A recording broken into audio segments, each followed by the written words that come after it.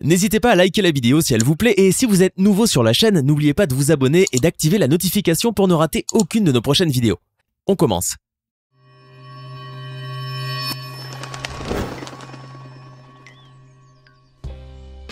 Bonjour et bienvenue à tous.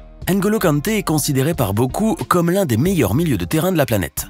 Ce jeune franco-malien âgé de 30 ans est en effet un footballeur d'exception et une véritable perle rare capable de mener un club à la consécration. Mais il faut savoir que le fabuleux N'Golo revient de loin et que son parcours de vie n'a pas été qu'un long fleuve tranquille, mais un torrent tumultueux où il devait nager à contre-courant.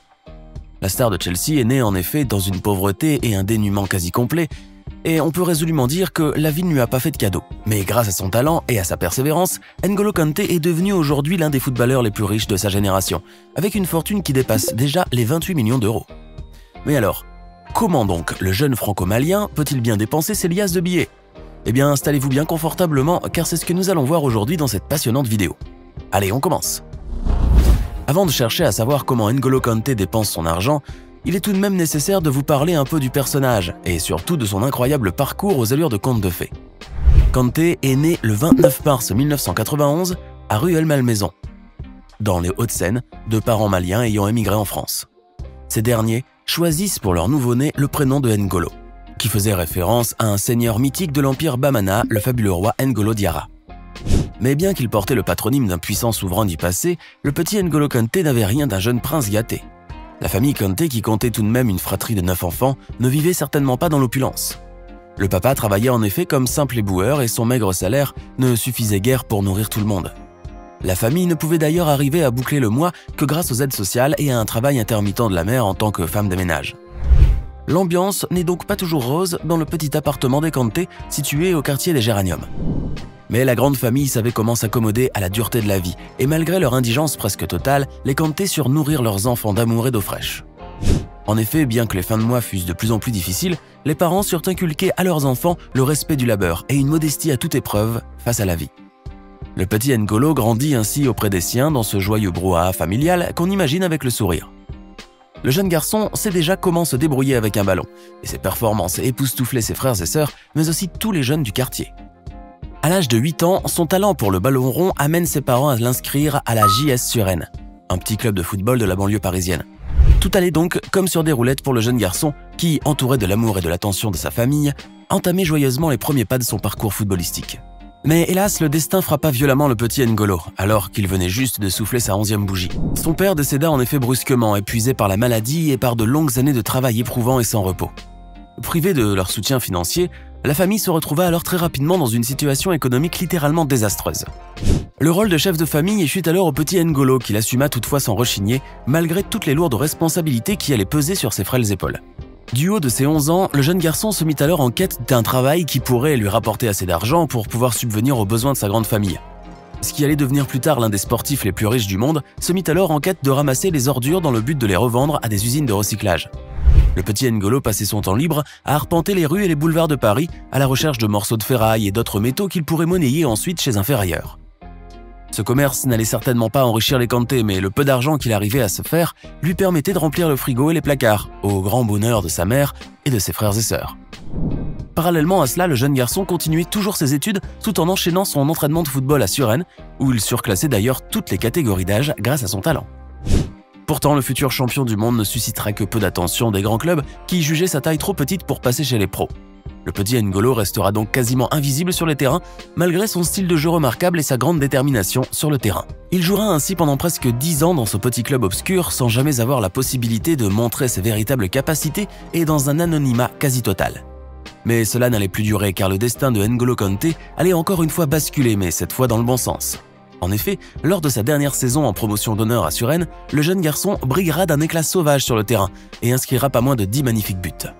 Après cet exploit remarquable, il est immédiatement approché par les recruteurs de l'US Boulogne, un club de Ligue 2, qui lui fait signer un contrat amateur. Le joueur franco-malien signera alors un nouveau contrat avec le Stade Malherbe-Caen, toujours en Ligue 2, où il provoquera des étincelles et finira par s'imposer comme le meilleur joueur en milieu de terrain. À Caen, N'Golo Kanté délivrera un niveau de performance qui lui vaut rapidement de susciter l'admiration de ses collègues et du public. Son talent footballistique n'aura bien évidemment pas échappé aux chasseurs de tête des grands clubs européens qui sont sans cesse à la recherche de la perle rare. Ce sont en effet des clubs aussi prestigieux que l'Olympique de Marseille, l'Olympique lyonnais ou encore West Ham United qui se disputaient âprement le jeune franco-malien. Pourtant, ce dernier ne signera avec aucun d'entre eux, préférant plutôt s'engager avec le fameux club anglais de Leicester City. Il faut dire aussi que la motivation financière avait été la plus forte, puisque ce transfert ne rapporta pas moins de 8 millions d'euros au Stade Malherbe, soit le plus gros transfert de l'histoire de ce club. Pour le petit N'Golo et sa famille, il était loin le temps du ramassage des ordures et des fins de mois difficiles. Le jeune franco-malien gagnait dorénavant assez d'argent pour que lui et les siens n'aient jamais à dormir le ventre vide. Et ses salaires ne faisaient d'ailleurs que grossir de manière exponentielle. Leicester City aussi gagnera au change et ne regrettera absolument pas les 8 millions d'euros déboursés pour faire l'acquisition de ce milieu de terrain aux prouesses exceptionnelles. Car le jeune N'Golo s'acclimata très vite à la première ligue anglaise et au style de jeu très particulier des Anglais. Sa robustesse et sa rapidité lui permirent en effet de s'affirmer au sein du championnat anglais, menant son club vers le prestigieux titre de champion d'Angleterre pour la première fois de son histoire en 2016. Cet exploit jamais réalisé auparavant propulsa le jeune franco-malien au devant de la scène internationale et lui fit acquérir ainsi le statut de footballeur célèbre. Celui qui jouait encore à Cognito en quelques années auparavant était maintenant convoqué par l'équipe de France afin de faire partie de la sélection en tant que titulaire. Mais la véritable consécration allait venir d'Angleterre, puisque le fougueux milieu de terrain se verra recruté par l'un des clubs les plus emblématiques du monde. N'Golo Kanté signa en effet avec les Blues de Chelsea, moyennant un contrat juteux de plus de 38 millions d'euros, hors bonus bien évidemment. Une véritable réussite sociale, sportive et financière pour le jeune franco-malien qui avait l'habitude jadis de ramasser des détritus pour faire vivre sa famille. Car à Chelsea, le jeune homme allait laisser exploser tout son talent et ses incroyables capacités footballistiques, à tel point qu'il suscitera l'admiration sans borne des plus grandes gloires anglaises du ballon rond. N'Golo Kanté embarquera d'ailleurs Chelsea vers une véritable épopée footballistique, étoffée de nombreux titres et records plus prestigieux les uns que les autres. Le jeune homme était bien évidemment payé en conséquence puisque son salaire actuel chez les Blues serait approximativement de 8,8 millions d'euros par an, soit pratiquement plus de 730 000 euros mensuels. La fortune de N'Golo Kanté s'élèverait ainsi aujourd'hui à quelques 28 millions d'euros et des poussières, issus de ses différents émoluments et autres cachets publicitaires.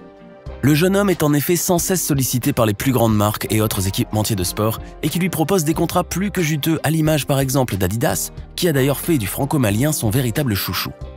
N'Golo Kanté est donc devenu un des sportifs les plus riches de sa génération après avoir vécu une enfance à la limite de l'indigence.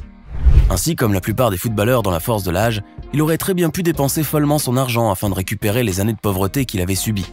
Il aurait ainsi très bien pu s'acheter une Lamborghini ou même pourquoi pas une Bugatti Veyron et lui mettre des jantes en or massif s'il le voulait. Mais au lieu de cela, ce joueur hors pair a décidé de garder les pieds sur terre et la tête bien sur ses épaules. N'Golo Kanté n'a certainement pas oublié ses modestes origines et a donc décidé de ne pas sombrer dans cette folie dépensière qui a frappé tant de nouveaux riches. S'il est certes un parvenu, il l'est au sens le plus noble du terme. Et ce n'est pas N'Golo Kanté que vous verrez faire des dépenses inutiles et futiles, telles de grosses cylindrées polluantes ou de grosses montres hors de prix. Bien au contraire, car le charismatique milieu de terrain est même aux antipodes de cette vie rêvée de star. N'Golo Kanté conduit ainsi une banale petite citadine, une Mini One pour être plus précis, et qu'il possède depuis ses débuts en championnat anglais alors qu'il jouait encore pour Leicester City. Alors que ses compagnons de terrain filaient au volant de superbes bolides, le jeune joueur venait aux entraînements avec sa vieille Mini blanche reconnaissable entre mille. En fait, l'humilité et la simplicité du jeune franco-malien vont bien au-delà de cela et se répercutent dans sa vie quotidienne au plus grand étonnement de ses coéquipiers. N'Golo Kanté avait par exemple l'habitude de ne pas avoir le dernier smartphone à la mode, se contentant ainsi d'un simple et vieux téléphone Samsung archaïque. Et même lorsqu'il fit tomber ce dernier et que son écran se brisa, N'Golo décida de le garder tout de même car il fonctionnait toujours et n'avait pas vraiment besoin d'être changé. Et lorsque ses amis de Chelsea volent en jet privé pour aller en vacances dans des îles paradisiaques, le jeune homme lui préfère de loin passer les siennes en famille tranquillement à la maison. Vous l'avez donc bien compris, le jeune franco-malien n'a nul besoin de dépenser ses millions pour être heureux. Car le simple fait de se retrouver avec les siens et de partager avec eux un bon plat de thieboudienne est un trésor en soi. Bien évidemment, le jeune homme pourrait paraître assez radin sur bien des égards, mais vous qui connaissez maintenant son histoire et son parcours improbable, vous savez que ce n'est absolument pas le cas. C'est juste qu'après avoir passé une enfance dans le besoin, on est moins enclin à jeter l'argent qu'on a dûment gagné par les fenêtres. N'Golo Kanté a donc décidé que ces millions d'euros resteront dans la famille, permettant ainsi à sa mère et à sa nombreuse fratrie de pouvoir enfin couler des jours heureux. Et vu la générosité du personnage et sa grandeur d'âme, il ne serait d'ailleurs pas étonnant qu'il participe à des actions humanitaires dans son pays d'origine, le Mali, qui souffre de pauvreté chronique et de manque d'infrastructures. Et voilà, c'est tout pour aujourd'hui. Que pensez-vous de l'incroyable destin de celui que l'on considère aujourd'hui comme le meilleur milieu de terrain au monde? Et que vous inspire donc ce parcours littéralement hors du commun? Dites-le nous dans les commentaires et si cette vidéo vous a plu, n'oubliez pas de mettre un like et vous abonner et d'activer les notifications. À bientôt pour de nouvelles découvertes hors du commun.